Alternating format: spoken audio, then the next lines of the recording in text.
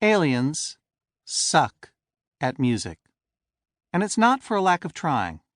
They've been at it for eons, but have yet to produce even a faintly decent tune. If they had, we'd have detected them ages ago. We've been scanning the skies for signs of intelligent life for generations, after all, and we've actually picked up thousands of alien anthems, slow dances, and ballads.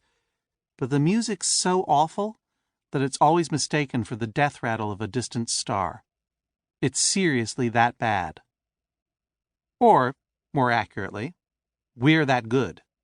In fact, humanity creates the universe's best music, by far. We owe this to a freakish set of lucky breaks.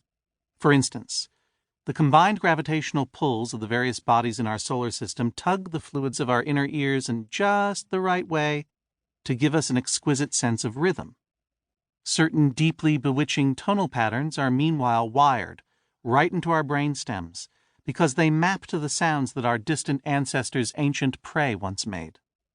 These two and several other long-shot rarities combine to give us musical superpowers that no other civilization can match. The irony is that in every other artistic form that matters to the rest of the cosmos, we're the dullards.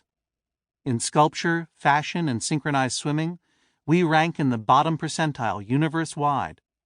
Decoupage and pyrotechnics aren't even considered to be high expressive forms here, grotesquely stunting our development in those fields. And while we did manage to get off to a decent start in stained glass, we lost all interest in it just a century before LEDs and nanopigments would have taken it to radical new levels. Meanwhile, the plays, dramatic series, and films that we make are in the so bad it's good category, with our crowning achievements providing ironic late-night amusement to smirking hipsters on countless planets. All of this is according to the standards of the Refined League, an obnoxiously brilliant and peaceful confederation of alien societies that spans the universe. To join it, primitives like us first have to attain a certain middling mastery of science. Pull that off, and we'll be promoted to the refined ranks. We'll then be handed all of the technological secrets that we haven't yet cracked for ourselves, as a sort of cosmic graduation gift. And that will free us up to spend the rest of eternity creating and consuming great art, just like every other refined species. The bad news is that most societies destroy themselves with nuclear, biological, or nanoweapons long before achieving refined status. And when this happens, refined observers do nothing to stop the annihilation. This may sound heartless, but it's actually a prudent form of self-defense, since any society that's violent and stupid enough to self-destruct on H-bombs might easily destroy the entire universe if it survives long enough to invent something with real firepower. Humanity first drew attention to itself back when the Pioneer 10 probe crossed a certain threshold out beyond the orbit of Jupiter. When a planet lobs something that far into space, it tends to mean that intelligence has arisen on it. A footnote.